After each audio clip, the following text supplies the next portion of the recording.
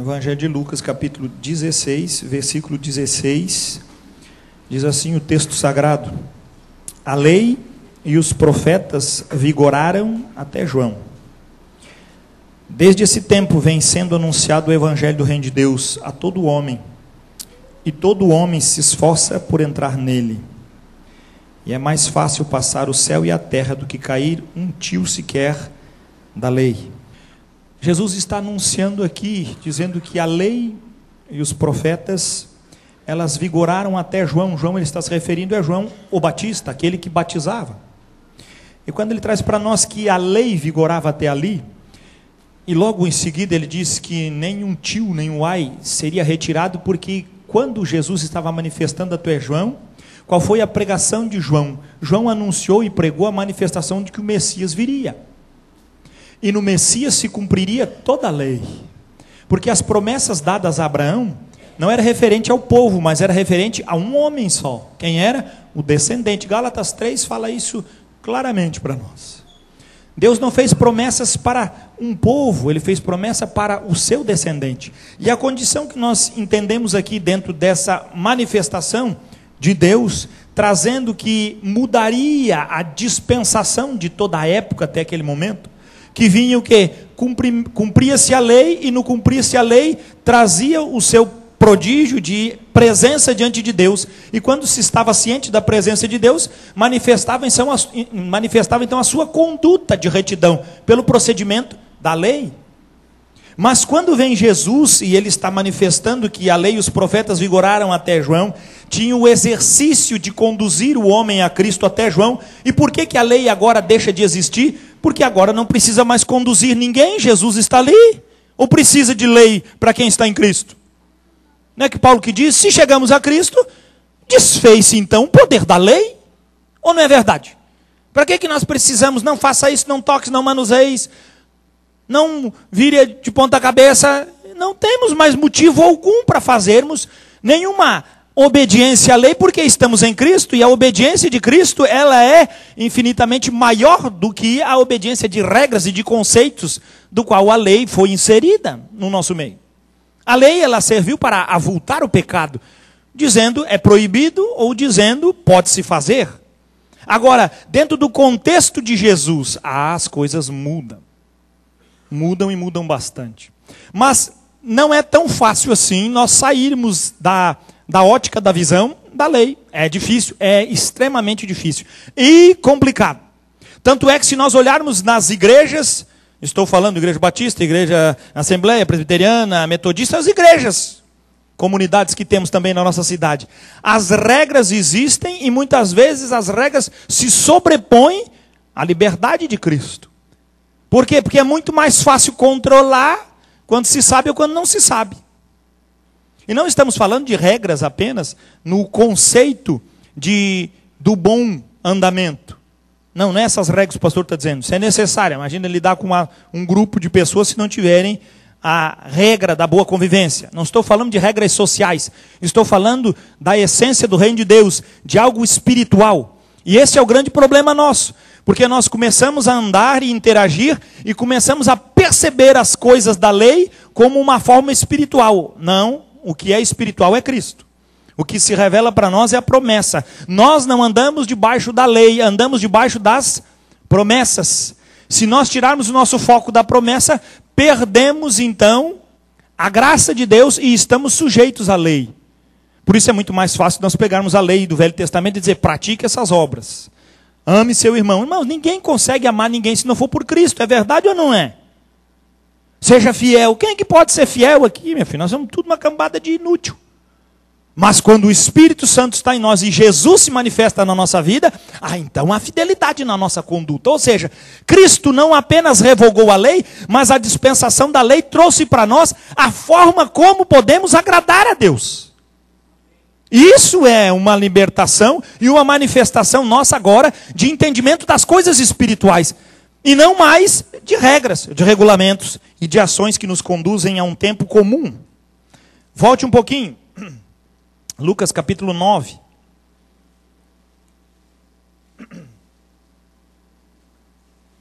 Versículo 51 a 53. Veja bem o que diz o texto. Lucas capítulo 9, 51 a 53. E aconteceu que, ao se completarem os dias em que devia ele ser assunto ao céu, que dia é esse? Que Jesus estava sendo encaminhado para ir à cruz.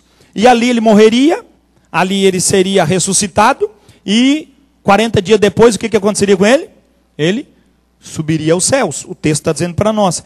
E aconteceu que, ao se completarem os dias em que devia ele ser assunto ao céu, manifestou aonde?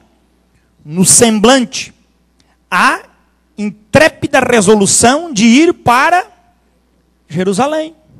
Diz mais o texto. E enviou mensageiros que o antecedessem. Indo eles, entraram numa aldeia de samaritanos para lhe preparar pousada. Mas não o receberam, porque o aspecto de Cristo, o aspecto dele era de quem decisivamente ia para Jerusalém. Gente, os discípulos andavam com Jesus, mas os discípulos ainda estavam atrelados a normas e condições de faz ou deixa de fazer. Eles andavam com o mestre, mas ainda andavam totalmente engessados, amarrados, não conseguiam ver a liberdade que Cristo dá e a manifestação dessa liberdade. Não conseguiam contemplar isso. Qual é a reação deles? Versículo 54. Vendo isto, os discípulos, Tiago e João, perguntaram: Senhor, queres que mandemos descer fogo do céu para os consumir? Jesus, porém, voltando-se, os repreendeu e disse: Vós não sabeis de que espírito sois. Olha, o que ele está dizendo? Vocês não sabem que espírito eu sou. Jesus possuía e andava pleno, cheio do Espírito Santo. Qual é a repreensão dele? Porque os discípulos estavam tomando posições pessoais, posições partidárias, posições humanas, posições das quais a religiosidade da lei e aqueles infortúnios decretos no meio da lei, infiltrados por leis humanas, diziam que os samaritanos não eram uma classe séria. E Jesus diz o que para eles?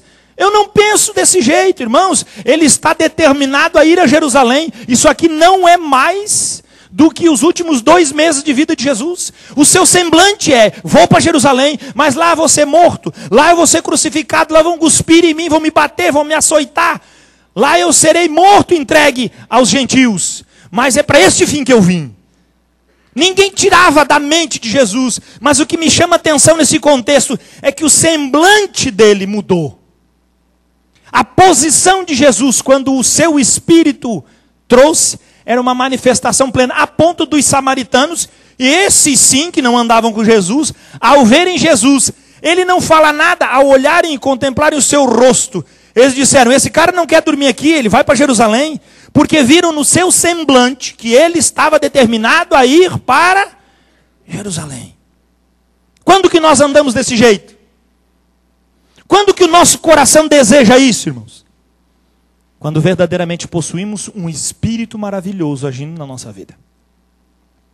Jesus diz aqui: vós não sabeis de que espírito sois, pois o Filho do Homem não veio para destruir as almas dos homens, mas para salvá-las. E seguiram para outra aldeia. Os samaritanos contemplavam Jesus e entenderam que na sua aparência, no seu jeito, na sua forma de agir, o seu coração estava determinado o quê? A ir para Jerusalém. É só isso que o contexto quer dizer para nós? O que estava acontecendo em Jerusalém? Os discípulos não perceberam. Ele chegando lá manda 70. Os 70 então saem para pregar o evangelho do reino, conforme o texto está dizendo. Vamos acelerar esse negócio, porque chegou o tempo de eu ser assunto aos céus, ser ascendido aos céus. Chegou a hora da resolução. Acabou, não dá mais para esperar. Vamos, gente, vamos caminhar que acabou o negócio. Rapidamente Jesus expõe, e rapidamente aquele povo vai e ele diz: olha, eu vi Satanás caindo como uma estrela. Eu vi algo extraordinário acontecendo no meio daqueles. E começa a desenvolver o texto, e aí Jesus vai chegando cada vez mais perto de Jerusalém, e ele chega ali. E o que acontece naquele contexto? Evangelho de João, capítulo 12. Como sempre falo, o capítulo 12 ao capítulo 19 do Evangelho de João, tudo o que está escrito nesse capítulo aconteceu apenas na última semana de Jesus. Evangelho de João, capítulo 12. Versículo de 1 a 8. Diz assim o texto sagrado, Evangelho de João, capítulo 12, versículo 1 a 8. 6 dias antes da Páscoa, foi Jesus para Betânia, onde estava Lázaro, a quem ele ressuscitara dentre os mortos. Deram-lhe, pois, ali uma ceia. Marta servia, sendo Lázaro um dos que estavam com ele à mesa. Aqui eu digo que é a primeira igreja. Aqui no contexto, quando Marta serve, o termo original traz diaconia. Aqui já tem a primeira diaconisa da igreja. Marta estava servindo ao Senhor. Uma forma diferente de servir. Quando ela servia na primeira instância, o substantivo deste verbo estava dizendo que ela tinha pressa de fazer as coisas, enquanto Maria estava o quê? Aos pés de Jesus. E Jesus diz, para, mulher, de se preocupar com essas coisas pequenas. Maria escolheu a melhor parte, vir até mim e receber. Agora ela está aqui num sentido diferente. A Marta que apresenta aqui, depois da ressurreição do seu irmão, Lázaro, é uma Marta agora que serve o Senhor, não mais por obrigação, não mais para as coisas acontecer, mas serve o Senhor com a sua vida. Veja, lá ela servia também, mas ela estava com interesses escusos de servir o Senhor, por obrigações. Tem que fazer as coisas, porque se ninguém fizer, as coisas não vão acontecer. Não é por isso não, meu filho. Se não der para tu fazer, não for para tu fazer, não deixe, não faça, melhor dizendo, porque se você fizer, vai ficar muito mal feito.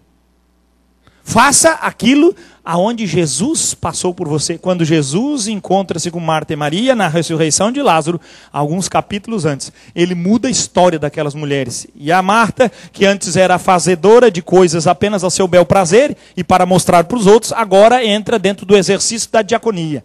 Agora serve a Deus com seus afazeres. Versículo 2. Deram-lhe, pois, ali uma ceia, Marta servia, sendo Lázaro um dos que estavam com ele à mesa. Então Maria, tomando uma libra de bálsamo de nardo puro, muito precioso, ungiu os pés de Jesus e os enxugou com seus cabelos, e encheu-se toda a casa com o perfume do bálsamo. Mas Judas Iscariotes, um dos seus discípulos, e que estava para traí-lo, disse, por que não se vendeu este perfume por 300 denários e não se deu aos pobres? Isso disse ele não porque tivesse cuidado dos pobres, mas porque era ladrão. E tendo a bolsa, tirava o que nela se lançava. Ele era o tesoureiro, a bolsa ali onde guardava as ofertas que Jesus ganhava. E Judas, metade para mim, metade para os outros 12. Que Jesus estava com eles eram em 13, ele fora, dividia para os outros tudo. Era um ladrão, a Bíblia diz que era ladrão, e era mesmo, sem vergonha. Versículo 7. Jesus, entretanto, disse, deixai-a, que ela guarde isto para o dia em que me embalsamarem. Porque os pobres sempre os tendes convosco, mas a mim nem sempre me tendes. Esse texto conhecidíssimo, nós sabemos ele também de frente para trás, de trás para frente, mas há algo especial de Deus para a nossa vida hoje. Há algo especial para o nosso coração, quando os discípulos não percebem que Jesus está determinado para ir à cruz, está determinado para ressuscitar, está determinado para lutar. Ele estava consciente, focado, ele estava totalmente envolvido naquele objetivo de chegar àquela resolução da obra da qual o Pai o enviou para fazer.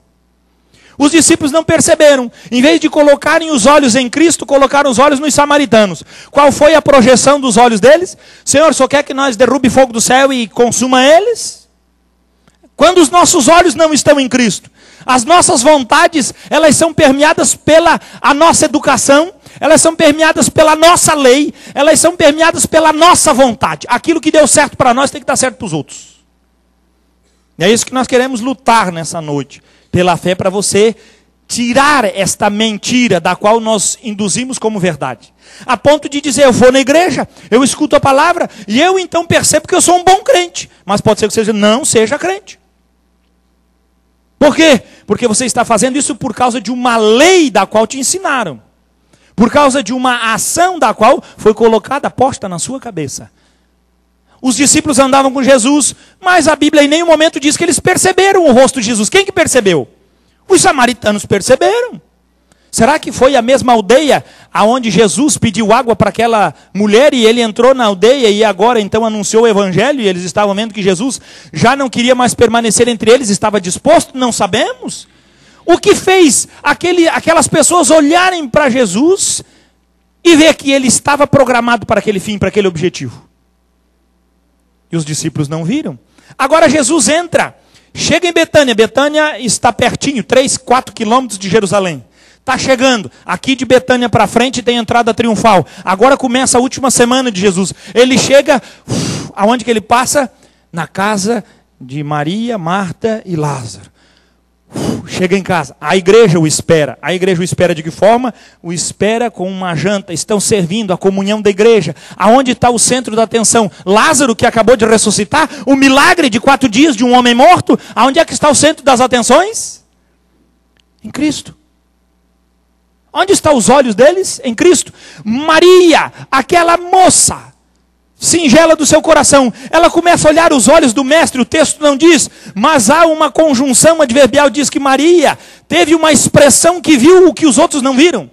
Maria começa a olhar para Jesus e começa a ver que o aspecto do seu rosto é o quê? É um aspecto de que alguém que está destinado a morrer. Ele tinha falado do caminho todo para os discípulos. Eu vou para Jerusalém, vou ser entregue, vou ser morto, vou ressuscitar. Todo o tempo avisando. E os discípulos, como tem um monte de crente. A obra da cruz te basta. A obra da salvação é suficiente para ti. A obra de Cristo é verdadeiramente a glória emanada de Deus sobre a igreja. E ele diz, o que o pastor está pregando? Língua estranha, meu filho. Língua estranha, que não tem intérprete, não entende. É outro mundo aqui. Nós estamos no Japão aqui. É todo mundo japonesinho. Dá uma olhada para o lado aí. Todo mundo xing-ling, já viu? Porque nós não conseguimos perceber as coisas espirituais, mas no meio daquela casa, no meio da igreja, no meio dos discípulos que andavam com ele, Jesus se alegrava demais. Porque quando Lázaro estava doente, mandaram um recado para Jesus e não falaram para ele, vem depressa, Lázaro está aqui enfermo. Ele diz somente o recado, diz ao mestre, aquele a quem tu amas, adoeceu.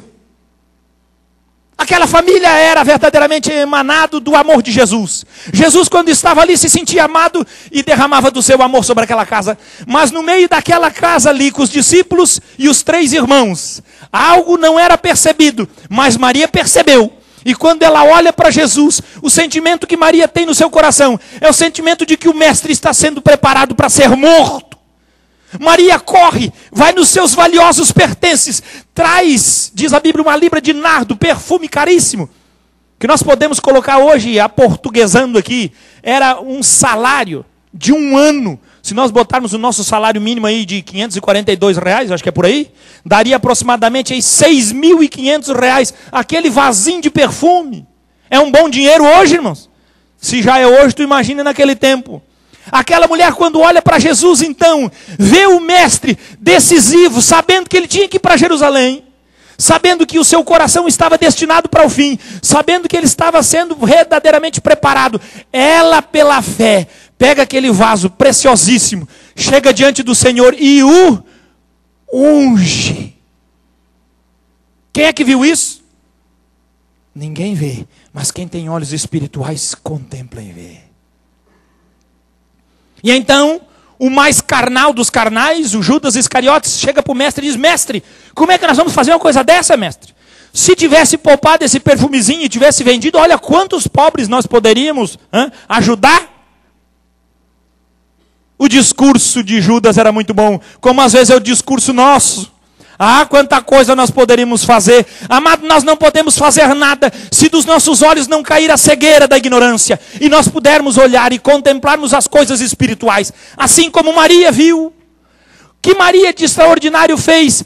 Quando Jesus apresentava-se, ensinava, Maria lançava seus pés de corpo e alma para sorver o pão da vida e a água da vida. Quando Jesus apareceu na sua casa, buscou o maior dos valiosos perfumes que tinha guardado, traz sobre o seu Senhor e derrama. E ninguém vê seu irmão Lázaro brigando, e nem tampouco sua irmã Marta dizendo, puxa vida, nossa economia, nossa caderneta de poupança se foi toda. Antes o quê? Diz o texto, e o perfume tomou conta de toda aquela casa. Quando é algo espiritual, os homens não veem, e Jesus diz o quê? Veja bem, versículo 7, Jesus, entretanto, disse, deixa que ela aguarde isso para o dia em que me embalsamarem, porque os pobres sempre o tendes convosco, mas a mim nem sempre me tendes. Jesus estava dizendo, queridos, eu estou sendo preparado para a morte, Ninguém viu que Jesus estava sendo preparado, mas uma mulher viu naquele dia. Quem era essa mulher? Maria. A casa, quando vê Maria no seu ímpeto, trazendo e lançando aquilo sobre Jesus, pode ser que não entenda, mas se sujeita à posição daquela irmã e se alegra, porque a casa toda foi cheia do bom perfume que foi derramado, como se fosse a preparação do embalsamar de Cristo. O texto diz para nós que Jesus tinha colocado no seu coração que ele tinha um objetivo. O texto diz para nós que ele foi a Betânia e dali ele entrou em Jerusalém. E ele não sai mais daquela região, até que seja morto e ressuscitado. Mas o contexto diz para nós que os nossos olhos precisam se abrir amplamente para vermos as manifestações de Deus e o seu poder espiritualmente, como Maria via, como Maria contemplava, como Maria percebia. Como estão os teus olhos espirituais? Como está a tua ação espiritual? Como está o teu coração espiritualmente? Como você consegue perceber as coisas de Deus? Ou você é como os discípulos, que ainda que Jesus diga para eles, eu estou indo para Jerusalém, eu vou ser entregue aos gentios, eles vão me matar, mas eu vou ressuscitar. E eles? Será que o mestre está falando em parábolas? Será que nós não conseguimos entender as coisas de Deus, que Deus está falando para os nossos corações dia após dia? Maria conhecia bem o Senhor. Maria não precisou que Jesus falasse nada. Nesse contexto, Jesus não fala nada. Ele apenas entra dentro da casa deles. Se coloca numa posição de quem está verdadeiramente determinado para cumprir tudo o que é necessário como Senhor. E o que acontece no contexto? Ela então entende o recado do mestre. Busca o que tem de maior valor dentro da casa e derrama sobre o mestre. Dizendo, mestre, é para ti. Eu não posso tirar a cisura dos teus olhos. Eu não posso compartilhar da dor que tu sente. Eu não posso compartilhar da tua morte. Eu não posso compartilhar da tua ressurreição. Esse fardo, este caminho é o Senhor que tem que partir. Mas eu posso compartilhar de algo que é precioso para mim, mas que vai ser muito mais útil para ti. E Jesus recebeu aquele perfume que foi lançado sobre ele. O que ele diz? Deixa! Porque ela é verdadeiramente a mulher que contemplou o dia do meu embalsamento.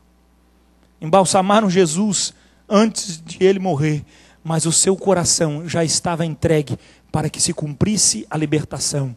O pecado foi destruído pela sua posição firme. A ação do inferno foi destruída pela morte da cruz. O sangue de Jesus nos purifica de todo pecado. Qual é a posição de Jesus quando ele enfrenta a morte, o inferno e as circunstâncias? Com um olhar sisudo, com uma mente concentrada, com um coração verdadeiramente no lugar das coisas certas. Às vezes nós lutamos com as coisas do inferno de que forma? Desleixadamente. Às vezes olhamos as coisas de Deus com olhos compridos. Esse texto aqui não está muito legal para mim, vou procurar outro. Não damos a seriedade à palavra de Deus como ela deve ser. Não damos o valor à palavra que transforma. E aí somos como os discípulos. Andam com o mestre. Vêm espíritos se submeter. Vêm milagres acontecer. Jesus se revela e eles não veem nada. Por quê? Porque os olhos deles estavam fechados. Os olhos deles não conseguiam perceber um palmo na frente do nariz. Não é porque Deus faz milagre na tua vida que Ele é um Deus que tem liberdade em você. A manifestação de Maria era uma manifestação de uma entrega total e absoluta da sua vida diante do Senhor. Só isso que nós precisamos entender com essa mensagem. Qual é o valor das coisas de Deus para o seu coração? Se eu fosse um pastor dinheirista, tu já imaginou que apelo? Pega um envelope, bota uma grande oferta e traz aqui para frente. Porque assim como Maria deu um grande perfume, você pode fazer uma grande coisa para Deus. Não quero nada disso. Acorda, igreja. Eu quero que os teus olhos se abram espiritualmente. Eu quero que você contemple Cristo. Eu quero que você veja a glória de Deus no coração e no meio dessa igreja. Quando Cristo se manifestar, a sua glória será verdadeiramente o mover que nos impulsionará a sermos os diáconos do Senhor. Quando Cristo se manifestar no nosso meio, verdadeiramente, como diz Jesus, que dizeis os outros que eu sou? Um diz que você é Elias, outro diz que é João Batista que ressuscitou. E vós o que dizeis que eu sou? Pedro rompe e diz, tu és o Cristo, o Filho do Deus vivo. E Jesus o que diz para ele? Sobre esta verdade, Pedro, sobre esta pedra, eu edificarei a minha igreja, e as portas do inferno não prevalecerão contra ela. Jesus não disse, olha, pode ser que aconteça. As decisões e definições de Jesus eram explícitas, dizendo, as trevas não podem contra a igreja. Por que não podem? Porque a igreja é uma igreja que percebe e vê. Mas se nós somos uma igreja que não vê, somos uma igreja totalmente entregue às manipulações dos nossos sentimentos e desejos. E aí, quando está acontecendo as coisas, temos o mesmo procedimento que os discípulos. Não vimos nada. Quando não percebemos as coisas, temos o mesmo procedimento de Judas Iscariotes. Vamos fazer algo com esse dinheiro. Nós lucramos, somos conhecidos na cidade. Vamos botar na mídia o que nós estamos fazendo. Todo mundo tem que saber. Mas quando Jesus está no lugar, nós vamos ficar quietinho aqui na Vila Real. Mas o poder do Espírito Santo vai quebrar corações do outro lado do mundo. Porque é Deus que faz isso. Porque é Deus que nos ungiu para este fim. Porque as nossas contribuições, grandes ou pequenas, elas têm sustentado missionários em todas as partes deste mundo. E uma igreja pequena como a nossa se junta a outra igreja pequena e a outra igreja pequena. E a graça de Deus se manifesta no nosso meio. E nós levantamos milhões. Não porque somos poderosos, mas porque cremos que o nosso Deus é poderoso para nos dar as nações nas nossas mãos. Jesus não apostou na multidão que viu os milagres e não se converteu, mas apostou naqueles 12 que ainda ceguinho, ainda tolinho, ainda daquele jeito, ainda havia solução se o Espírito viesse sobre eles. Sem o Espírito Santo nós não podemos nada. Sem a ação do Espírito Santo nós não podemos reagir em nada. E sem a manifestação do Espírito Santo na nossa vida, também não podemos lutar contra os ardis, as obras malignas do inferno. Precisamos acordar, irmãos. Precisamos perceber aonde está o mover de Deus, aonde está o foco de Deus. Precisamos contemplar. Maria conhecia Jesus, porque enquanto Jesus lhe ensinava, ela estava aos pés, olhando nos olhos do Mestre e bebendo dos ensinamentos do céu. Quando Jesus apareceu com um olhar determinado para a morte, ela no seu interior percebeu que a morte era verdadeiramente o único caminho que o Mestre seguiria. Ela disse alguma coisa para ele, não vá para Jerusalém, Mestre. Não faças isso, Senhor. Qual foi a sua atitude? Correndo para os seus pertences, trouxe uma libra de nardo puro, quebra o vaso sobre o Mestre e o unge, dizendo, encorajado estás, Mestre, com tua serva que vê, encara eles, destrói o pecado, Mestre, mas vai cheiroso, perfumado, como alguém que verdadeiramente vai triunfar sobre o pecado na cruz.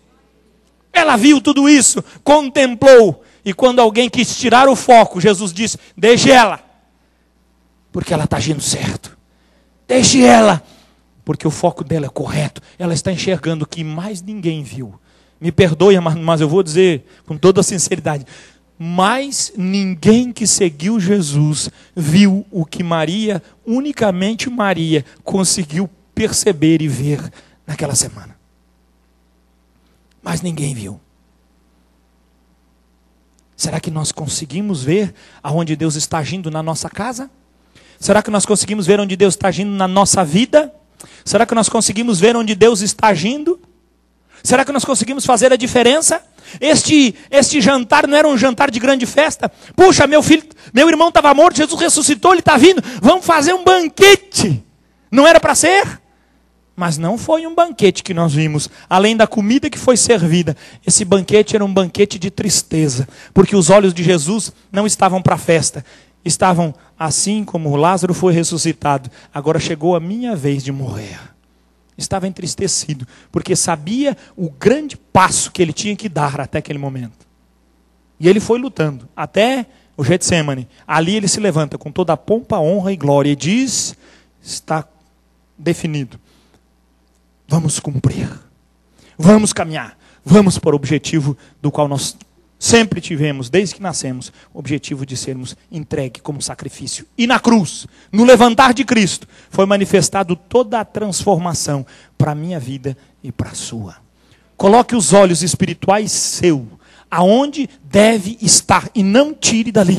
Ainda que os Judas tentam demover você, com as melhores das oportunidades, não tire os olhos de Cristo. Ainda que as circunstâncias seja algo que os outros não veem, não dê bola para o que os outros não veem, dê bola para aquilo que você vê. E aonde o Senhor colocou você, ali você tem que trazer toda a sua essência de serviço, de adoração e de entrega. Porque é isso que Jesus quer de mim e também quer de você.